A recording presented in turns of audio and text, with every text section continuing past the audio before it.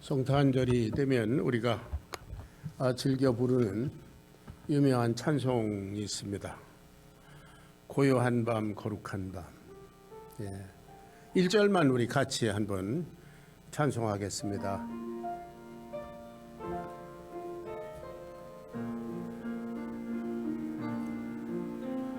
고요한 밤 거룩한 밤 어둠에 묻힌 밤 주의 부모 앉아서 감사 기도 드릴 때 아기 철도 잔다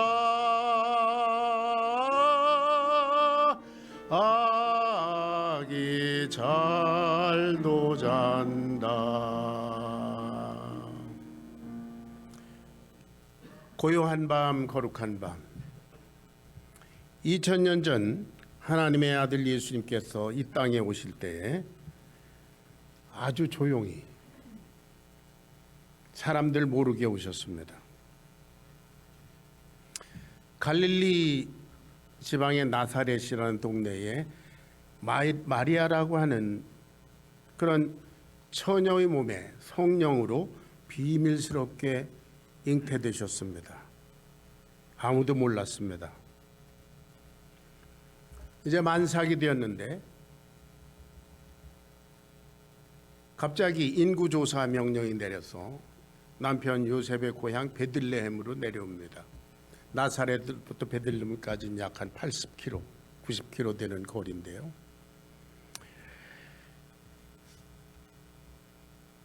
그리고 누가복음 기록에 보면 그 만삭이 된 여인이 갈 곳이 없어서 해산할 곳이 없어서 마굿간에 가서 해산을 했다. 아주 조용히 오셨습니다. 그리고 보자기에 싸서 말 구유에 누이셨습니다. 이것이 어찌 하나님의 아들의 이 땅에 오시는 모습이라고 우리가 상상할 수나 있습니까?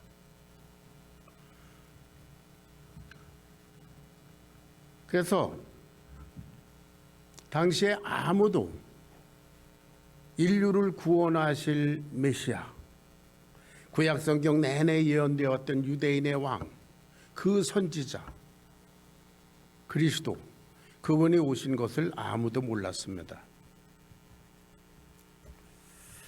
그런데 누구만 알았나? 누가복음 2장에 보면은 하나님의 천사가 밤에 양떼를 치던 그 목자들에게 알려주셨습니다. 누가복음 2장 10절, 12절 같이 봉독합니다. 시작. 내가 온 백성에게 미칠 큰 기쁨의 좋은 소식을 너희에게 전하노라. 오늘날 다윗의 동리에 너희를 위하여 구주가 나셨으니 곧 그리스도 주시니라. 너희가 가서 강보에 쌓여 구유에 누인 아기를 보리니 이것이 너에게 표적이니라. 그 어린 아기를 가서 보아라. 그게 표적이다. 또 사인이다 그랬어요. 이사야서 7장 14절에 보면 그러므로 주께서 너희에게 표적을 보여주실 거다. 사인을 보여주실 거다. 보라 처녀가 잉태하여 아들을 낳을 것이요 그 이름을 임마누엘이라 하리라. 그런 기록이 예수님 나시기 한 700년 전에 이미 이사야 선지를 통해서 예언됐습니다. 그래서 이 목자들은 천사가 가르쳐주는 대로 베들레헴의 그 마구간에 가서 말구에 누인 아기를 보고 하나님을 찬양하면서 돌아갔다 그랬습니다.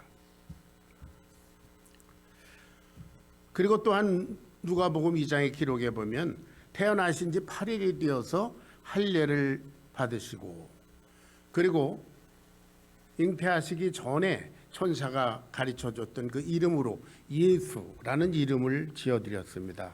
여러분이 아신 대로 예수라는 이름은 구약 성경의 여호수아라는 히브리 발음으로는 여호수아, 헬라 발음으로 예수 그렇습니다.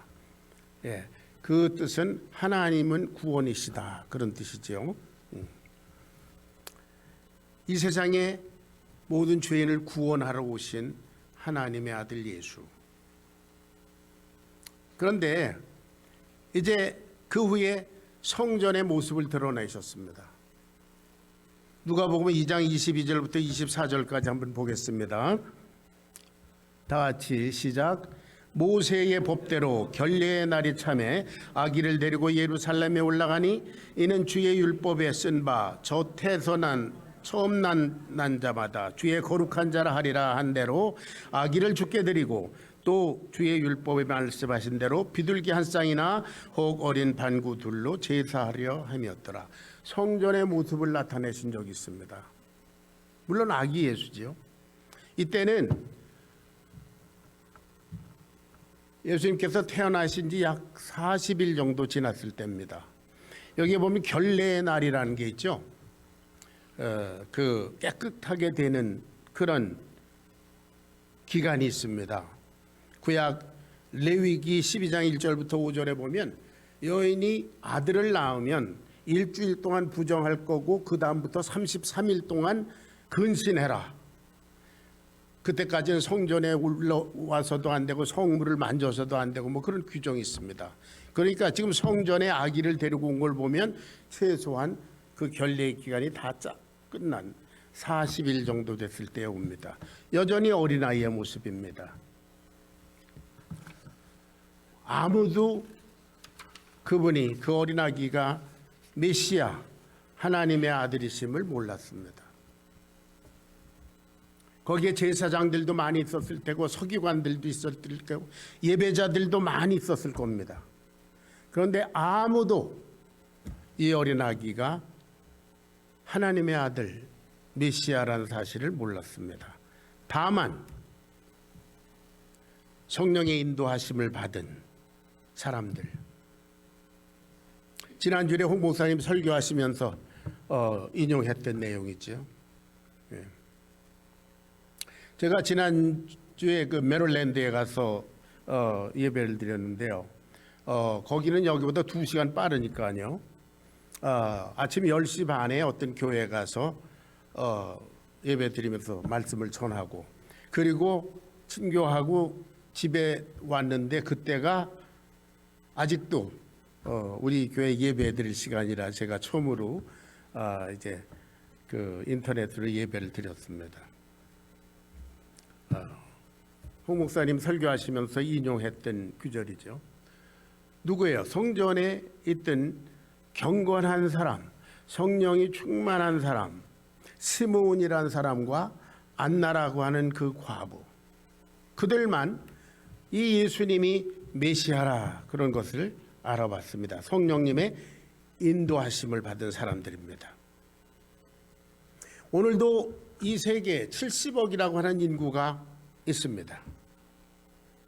이 많은 사람들 중에 오직 성령의 감동하심을 받은 사람들만 예수를 메시아다, 내 죄를 위해서 십자가에 죽으신 하나님의 아들이다 그렇게 믿는 줄로 믿습니다. 예. 고린도전서 12장 3절 그 유명한 말씀 있죠.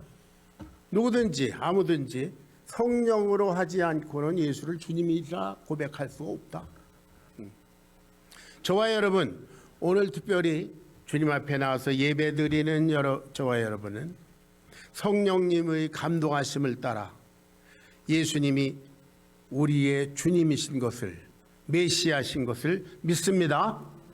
여러분 다 성령 받은 분들입니다. 할렐루야. 자랑스럽지 않습니까? 이 세상 대부분의 인구들이, 사람들이 예수님을 믿지 않습니다. 예수님이 하나님의 아들이신 줄 모릅니다. 그래서 구원받지 못하고 멸망의 지옥을 향해서 가고 있습니다. 그런데 그 가운데서 아주 극히 소수, 저와 여러분이, 하필 나와 같은 죄인이 예수님은 하나님의 아들이시고 그분은 내 모든 죄를 위해서 십자가에 죽으시고 부활하신 나의 구세주다, 이렇게 믿을 수 있다니 할렐루야. 우리는 그야말로 선택받은 영광스러운 존재들인 줄로 믿습니다. 예. 그런데 더욱 놀라운 것은요, 예루살렘으로부터 약 1000마일이나 떨어져 있는 동방에 있는 이 오늘 본문에 나오는 박사들, 이게 현자들이라고 합니다. 이 사람들에게 하나님께서 메시아의 탄생을 알려주셨습니다. 그야말로 시간과 공간을 초월하시는 하나님의 역사는 예루살렘, 베들레헴, 거기에 있는 소위 하나님의 선택된 백성인 이스라엘 중에서도 대부분이 메시아의 탄생을 모르고 있었는데, 저 1000마일 밖에 있는, 지금으로 말하면 이란, 이락, 그 지역에 있는 이 사람들이 하나님의 인도하심을 따라서 메시아가 태어났구나, 그걸 알게 됐다는 거예요. 자, 오늘 아기 예수님께 경배하는 이 동방 박사들의 삶을 통해서 오늘 저와 여러분의 믿음의 삶을 조명해 보기를 바라고, 예수님을 향한 우리들의 자세를 또한 점검하게 되기를 바랍니다. 이 본문에 보니까 첫 번째 생각할 것은 우리가 그의 별을 보고, 그런 말이 나옵니다. 이분들은 저 1000마일 밖에서 하늘의 별, 메시아의 탄생을 알려주는 그 별을 보고 여기까지 왔다 그랬어요. 1절부터 3절까지 같이 봉독하겠습니다. 2장 1절부터 3절, 마태복음 2장 1절부터 3절, 다 같이 시작. 헤롯 왕 때에 예수께서 유대 베들레헴에서 나심에 동방으로부터 박사들이 예루살렘에 이르러 말하되, 유대인의 왕으로 나시니가 어디 계시냐? 우리가 동방에서 그의 표를 보고 그에게 경배하러 왔노라 하니 헤롯 왕과 온 예루살렘이 듣고 소동했다. 여기서 우리가 생각해야 될 것은 이 동방 박사, 동방의 현자들, 현인들, 이 사람들의 정체가 뭐냐? 네. 오늘날 공통적인 신학적인 견해는 이 사람들은 예수님 탄생하기 약 700년 전에 그 이스라엘 백성들이 바벨론 포로로 가 있었지 않습니까?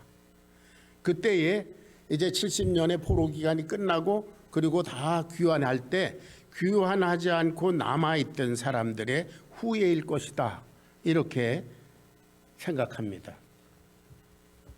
그러니까 그 사람들은 구약 성경을 아는 사람들이고 이스라엘 백성들의 후예들입니다.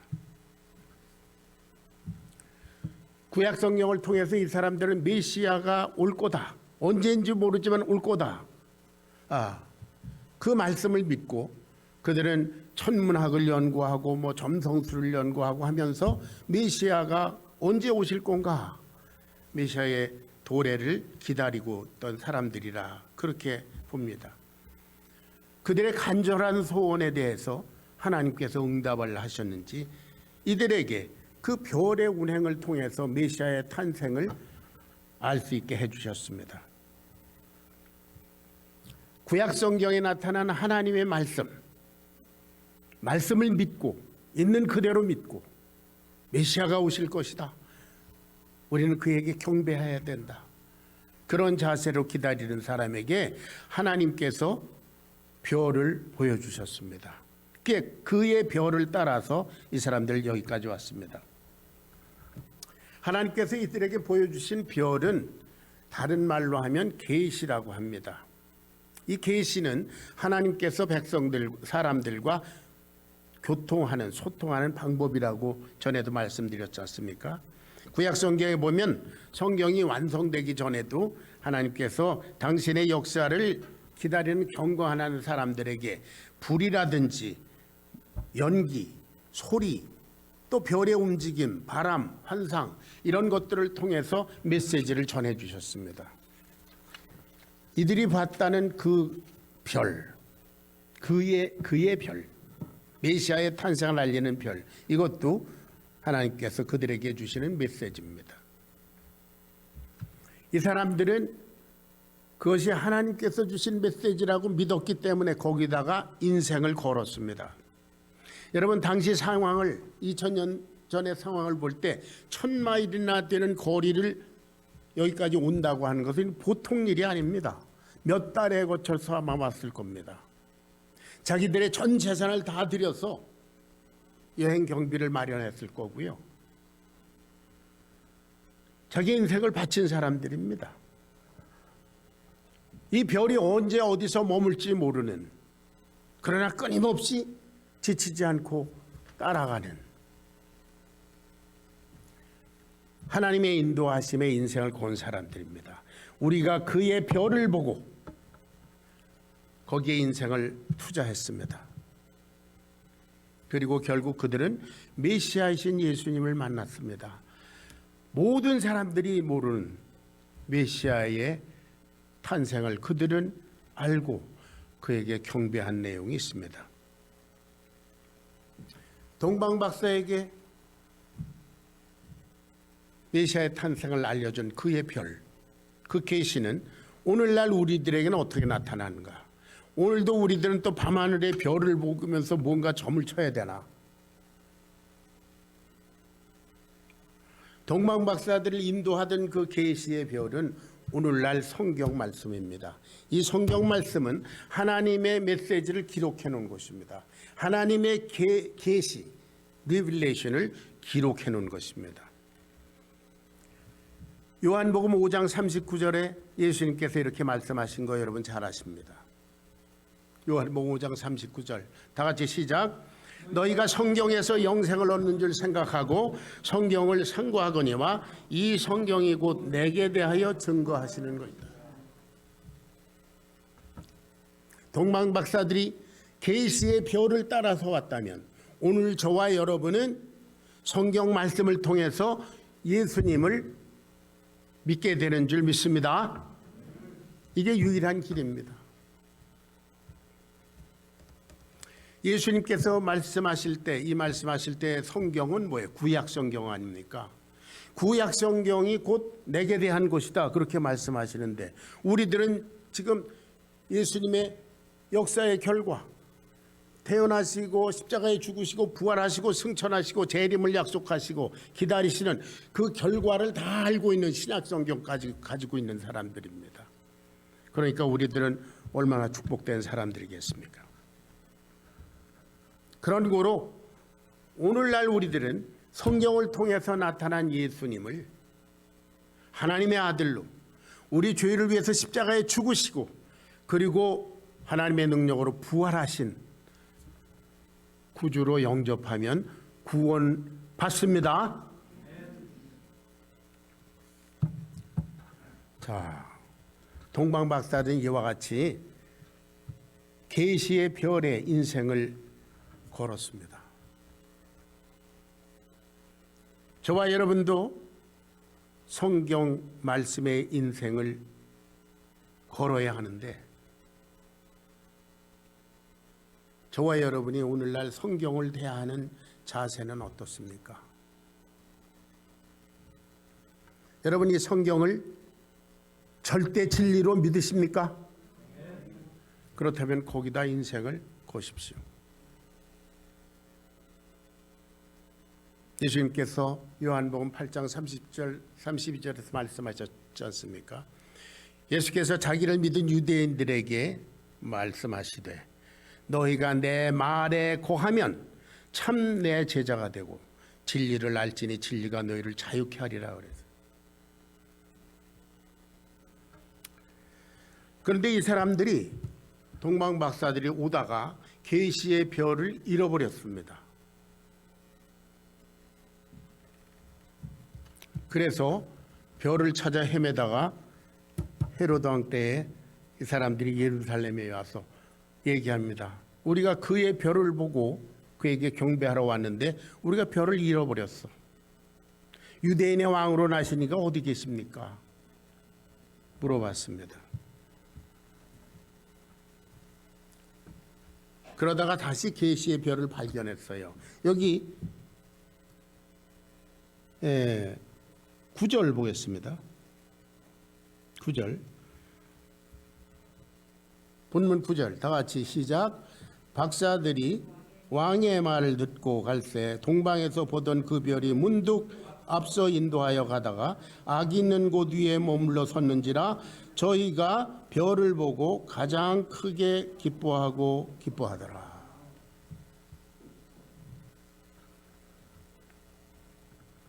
우리가 성경 말씀에 소홀히 한다는 것은 동방 박사들이 자기를 인도하는 별을 잃어버린 것과 같습니다. 여러분, 1000마일이나 된 거리를 멀리 몇 달을 여행하고 와서 별을 잃어버리고 갈 곳을 몰라서 방황하는 그런 동방 박사들을 여러분 상상해 보십시오.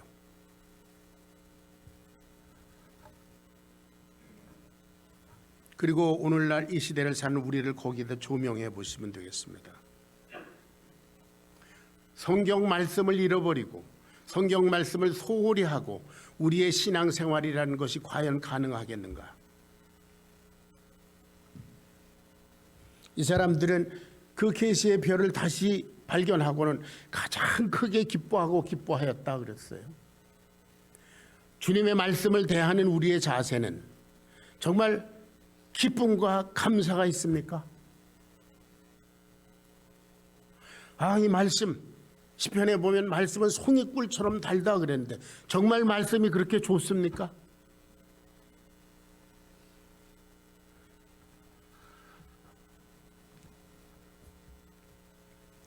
다윗은 시편 110편 105절과 106절에서 이와 같이 고백했습니다. 다 같이 시작. 주의 말씀은 내 발의 등이요 내 길의 빛이니이다.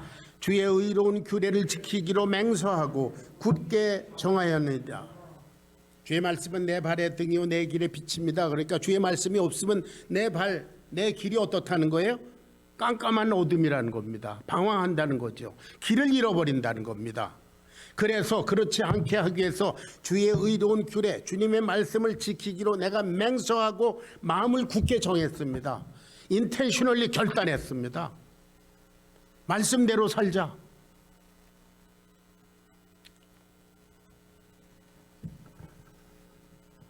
여러분, 성경 말씀과 상관없는 신앙생활 그런 것은 없습니다.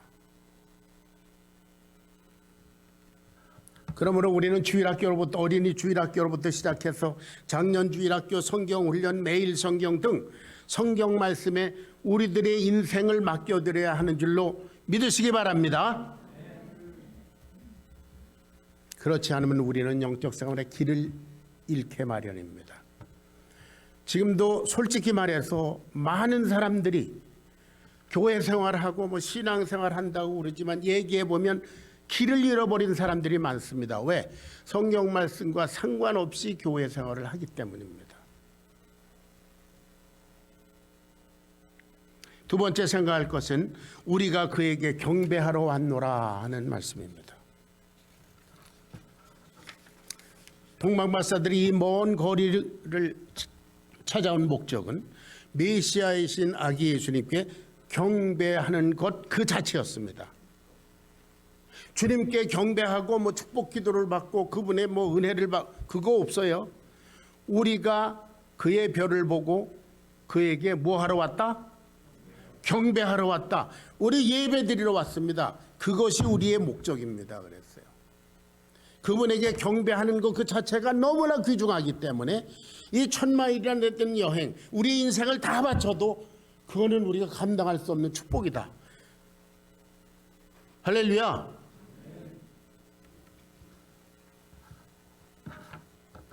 그들에게는 메시아를 만나서 그에게 경배하는 것이 그들의 특권이고 자랑이고 인생의 목적이었던 것입니다. 메시아는 그들에게 그만큼 귀중했습니다. 그래서 그들은 자기 인생을 걸고 거기까지 찾아왔고 그리고 보배합을 열어서 황금과 유향과 몰약을 예물로 바치고 그리고 고국으로 바로 돌아갔습니다.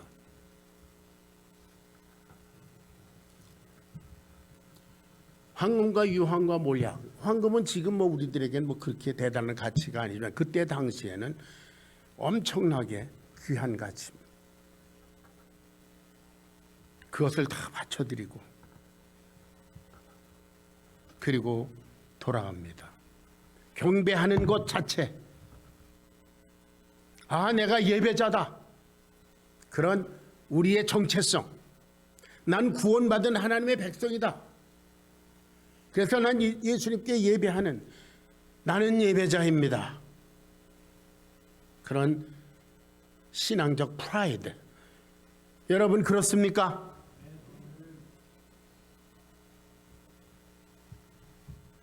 우리들은 그런 소리를 자주 듣습니다. 예수님을 믿고 뭐 이렇게 했더니 뭐 이런 일이 생겼고 이렇게 뭐 헌신했더니 저런 축복이 왔고 하는 그런 예수님께 경배하고 믿고 헌신하는 거 뒤따라오는 그런 뭐 some string 뭐가 있어요. 현대교인들은. 동방 박사들은 어땠습니까? 우리가 그에게 경배하러 왔다, 경배하고 돌아갑니다.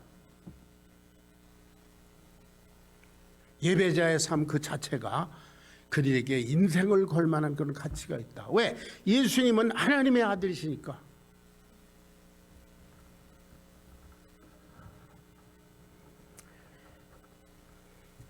예수님께 경배하는 것이 동방 박사들에게 유일한 목적이었습니다. 예수님께 아무것도 구하지 않았습니다. 그 사실만 봐도 이 사람들의 목적은 경배 자체에 있었다. 워십 그 자체에 있었다.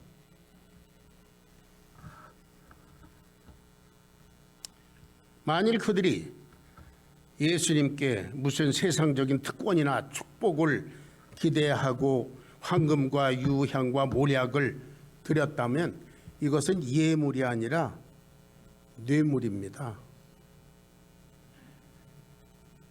최소한 하나님과 거래를 하고자 하는 그런 투자 명목의 돈이에요. 그러나 이 사람들은 경배 자체, 드리는 것 자체로 만족하고 바로 고국으로 돌아갔다. 예수님의 제자들은 예수님을 믿고 그분에게 부르심을 받은 그 다음에 자기들의 인생을 예수님을 위해서 완전히 바쳤습니다. 베드로, 요한, 야고보 뭐 이런 사람들 다 자기 생업이 있었습니다. 요한과 야고보는 자기 배가 있는 그런 먹고 살 만한 사람들이었어요. 마태는 아주 부자였었습니다. 사도 바울은 빌립보서 2장에 있는 대로 그 사람 대단한 사람이지 않습니까? 오늘날로 말하면 석학입니다. 신앙적으로 세상적으로 아주 학문이 많은 사람이에요. 다 포기했습니다. 예수님을 위해서 다 드렸다. 내가 예수님을 아는 그 고상한 지식, 예수님을 믿을 수 있다고 하는 그거 자체, 그것으로 나는 만족한다. 내가 구원받은 하나님의 자녀라는, 아들이라는 사실, 그것으로 나는 만족한다. 그게 바울의 고백이었지 않습니까? 저와 여러분의 고백이 되기를 축원합니다. 그래서 이들은 주님을 따라가기 위해서 다 버렸어요. 그래서 가난해졌습니다. 그런데 그때 그 예수님과 오늘날 예수님은 다릅니까? 나는 예수님 믿고 예수님을 위해서 살다 보니까 나는 가난해졌다. 세상적으로는. 그게 예수님의 제자들과 사도 바울의 삶이었는데 오늘은 오늘 예수님 믿고 보니까 이렇게 풍요로워지고 아들 자식 딸 자식 출세하고 이런 풍요한 할렐루야. 여러분 예수님이 달라졌습니까? 아니면 예수님을 믿는 사람들의 자세가 달라졌습니까?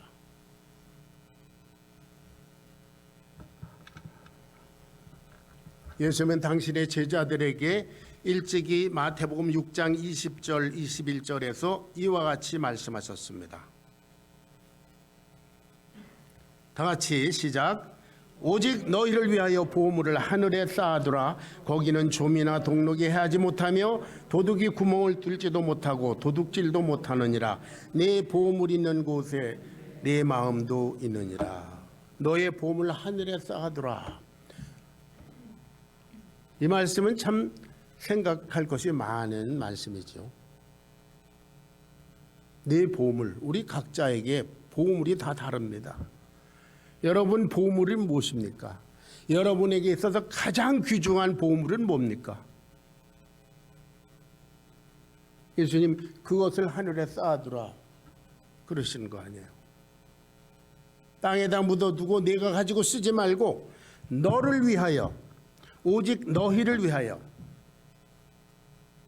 보물을 하늘에 쌓아두라. 여러분의 보물은 무엇입니까? 하나님은 아십니다. 창세기 22장에 보면 하나님께서 아브라함에게 내 사랑하는 아들 내 독자 이삭을 내게 번제로 바쳐라 그랬어요. 하나님 보시기에 아브라함에겐 그게 가장 큰 보물입니다. 자기 목숨을 바칠지언정 아들을 못 바칠 만큼 그렇게 귀중하잖아요.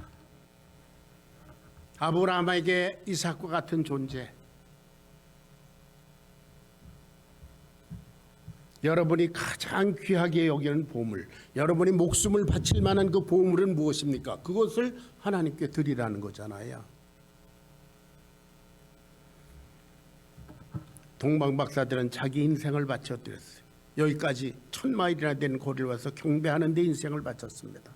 그리고 황금과 유약과 모략, 자기들이 가지고 있는 가장 귀한 것을 드렸습니다. 저와 여러분의 보물은 무엇입니까?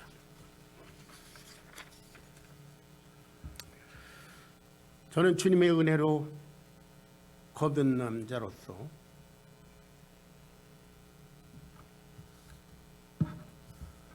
제게 있어서 보물이 무엇일까 생각해 보니까 제 목숨이었습니다.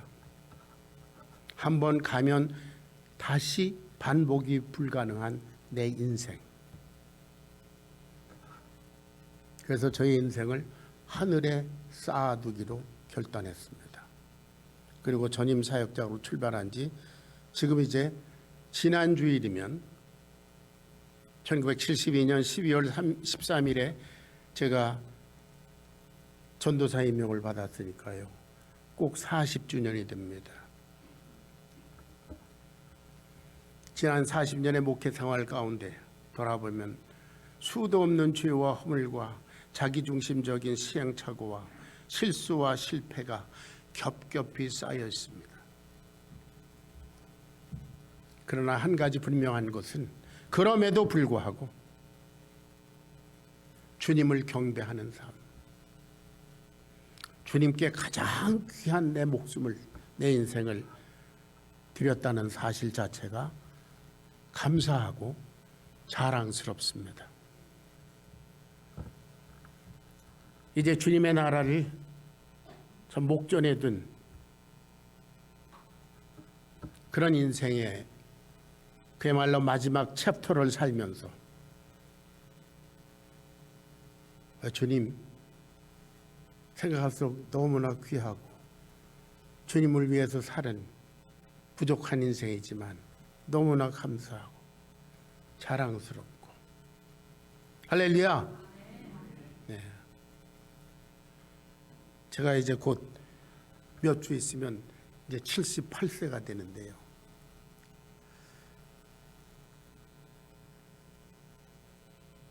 이 세상 전체를 돌아봐도 아직도 이 타다 남은 부지깽이 같은 그런 저의 인생이 여러분 성도들을 섬기고 교회를 섬기고 주님의 말씀을 전하고 그런 기회를 부여받았다는 게 얼마나 감사한지. 이제 뭐 딱 죽어도 여한이 없다. 할렐루야. 빨리 주님을 뵙고 싶습니다.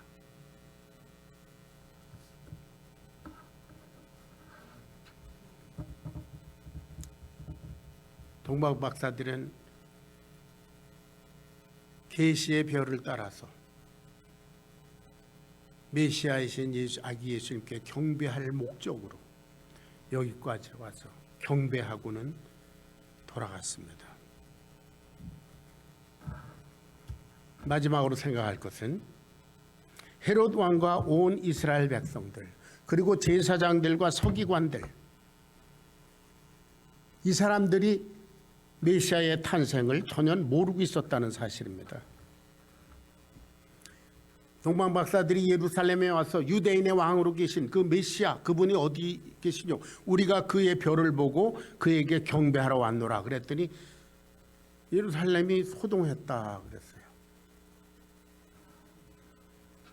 당황했습니다. 메시아가 왔다니. 그래서 여기 보니까 헤롯 왕이 대제사장들과 서기관들, 성경 선생들을 모아놓고 메시아가 어디서 나냐 물어보지 않습니까? 그러니까 이 사람들이 바로 얘기하지 않습니까? 그 미가서 5장에 베들레헴 에브라다야, 너는 유대 골 중에서 가장 작을지라도 너에게서 한 다스리는 자가 내게로부터 너에게로 나오리라. 미가서의 기록이 있습니다. 성경을 이 사람들은 아주 잘 알았습니다. 달달 외우고 있었습니다. 그런데 메시아는 기다리지 않았습니다. 이것을 우리는 다른 말로 뭐라고 얘기합니까? 형식적인 신앙생활입니다.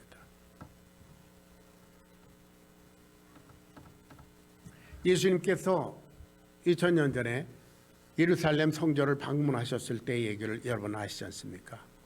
예수님 보시기에 그거는 성전이 아니라 하나님이 계신 곳이 아니라 그것은 장사꾼의 터전이고 도둑의 소굴이었습니다.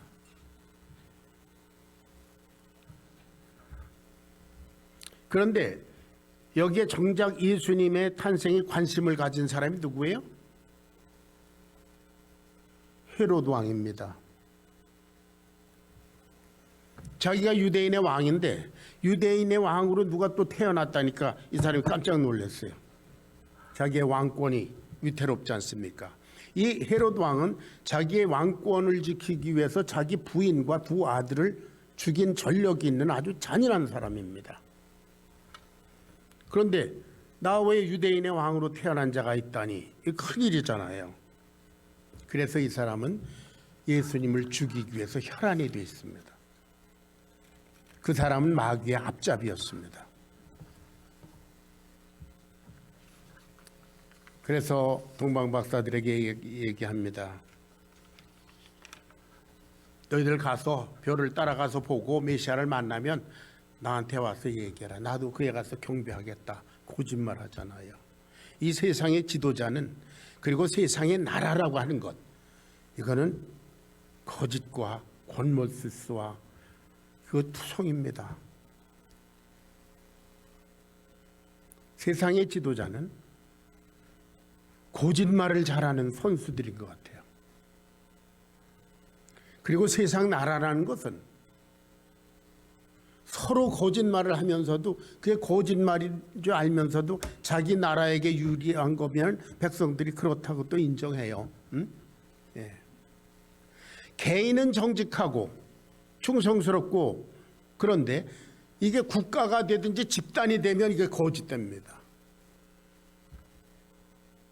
헤롯, 이 왕권을 가진 이 헤롯은 거짓된 사람이고 잔인한 사람이었습니다.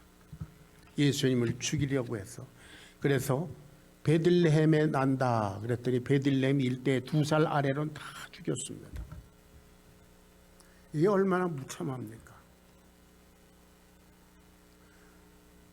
지난주에 제가 메릴랜드에 우리 작은 아들 집에 간 곳이 우리 이제 손주 돌댐에 갔는데요. 거기만 한 주간 있으면서 그놈 안고 쫓아다니고 얼마나 귀한지 말이에요. 그런 어린아이, 그 귀한 어린 것들을 2살 이하로 다 학살하는, 마귀는 거짓의 합이고 처음부터 살인한 자라 예수님께서 요한복음 8장에서 그렇게 말씀하셨습니다. 오늘날 그 동일한 마귀가 오늘도 예수님을 죽이려고 합니다. 예수님을 죽이는 방법, 첫째, 성경의 진리를 변하려고 합니다. 예수님 외에도 구원이 있다, 다른 종교에도 구원이 있다 하는 그 종교 통합, 혼합주의, 하나님의 절대적인 말씀을 상대적으로 해석하고자 하는 뱀이 창세기 3장에서 아담과 하와를 유혹하는 것처럼 절대적인 하나님의 말씀을 상대적으로 변개하는 것입니다. 예수님을 죽이는 유일한 길입니다. 두 번째는 남녀의 성별을 모호하게 합니다. 하나님께서 태초에 창조하실 때 남자와 여자를 창조하셨다. 성경에 그렇게 되어 있는데 남자 여자 말고 다른 여러 가지 성별도 있다. 그렇게 주장함으로 말미암아 창조주 하나님의 절대성을 훼손하는 거죠. 그것은 우리 주위에 가까이까지 와 있습니다. 얼마 전에 동부에서 그런 일이 있었다고 하죠. 스쿨버스에서 9학년짜리, 아마 크리스찬인 것 같아요. 9학년짜리 풋볼 선수가 스쿨버스에서 다른 학생들에게 이 세상의 성은 남자와 여자 두 가지밖에 없다 이랬더니 다른 애들이 우르르 달려들어서 그렇지 않다, 뭐 이것도 있고 저것도 있고 뭐 등등 요새 그 무분별한 성문화가 얘기해 주는 것으로 여러 가지 성이 있다. 그럴 걸 가지고 스쿨버스 안에서 아규를 했다고 그래요. 그런데 문제는 그 학교의 교장을 비롯해서 학교 선생들이 그 얘기를 듣고 이 9학년짜리 하나님은 남자와 여자 두 가지밖에 창조 안 하셨다 주장한 애를 한 주간인가요? 풋볼을 못하도록 견책을 줬다는 거예요.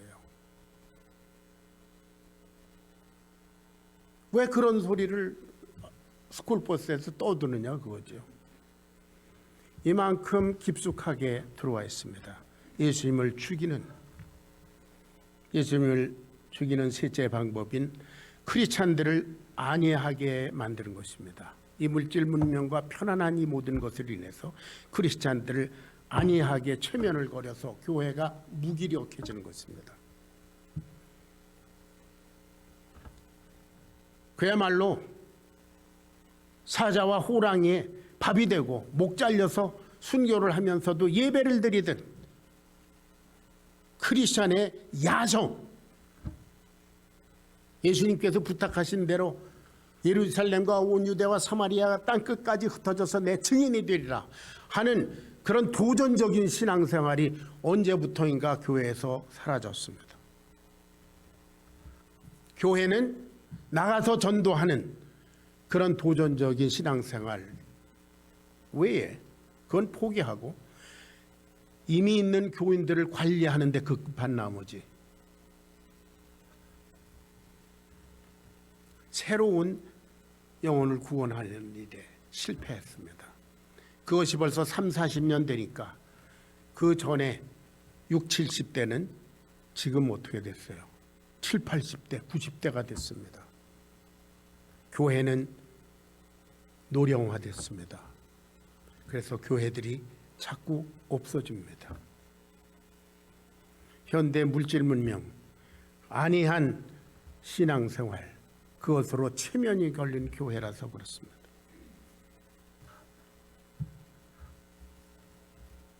마지막으로 성경 말씀 중심의 신앙에서 예배 의식 중심으로 바뀌었습니다. 더 이상 교회에서 성경 말씀을 공부하는 일에 전력 투구하지 않습니다.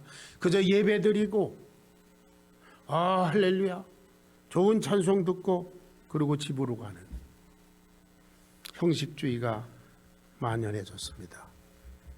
예수님을 죽이는 사단의 역사입니다.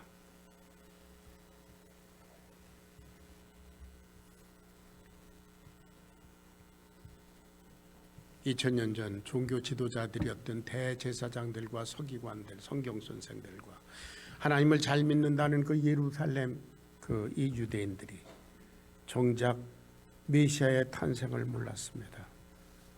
오늘 성탄 주일 예배를 통해서 저와 여러분은 2000년 전에 이 땅에 오셨고 때가 되매 우리 각자의 심령 속에 인생 속에 찾아오신 예수, 그래서 오늘도 우리 속에 내주하시는 성령님을 확인하시기를 축원합니다. 기도하겠습니다. 고마우신 주님, 모든 사람들이 다 잠들어 있는 그런 때에 고요하게 이 땅에 오셨고 때가 되매 우리 각자의 인생 속에 고요히 찾아오셔서 주인이 되신 주님, 우리가 동방박사들과 같이 주님께 경배하는 예배자로서 그 예배자의 인생의 가치를 가장 귀하게 여기는 거로 여기에 인생을 걸고 남은 인생을 살도록 작정합니다. 주님 성령님으로 동행하셔서 저희들의 작정하고 결단한 일을 능히 감당할 수 있도록 도와주시옵소서. 2000년 전 이 땅에 오신 주님, 우리의 죄를 위해서 죽으시고 부활하시고 승천하셔서 이제 재림을 기다리시는 주님을 현재적으로 기다리는 깨어있는 성도들 되도록 인도해 주시옵소서. 예수님의 귀하신 이름 받들어 간절히 기도하옵나이다. 아멘.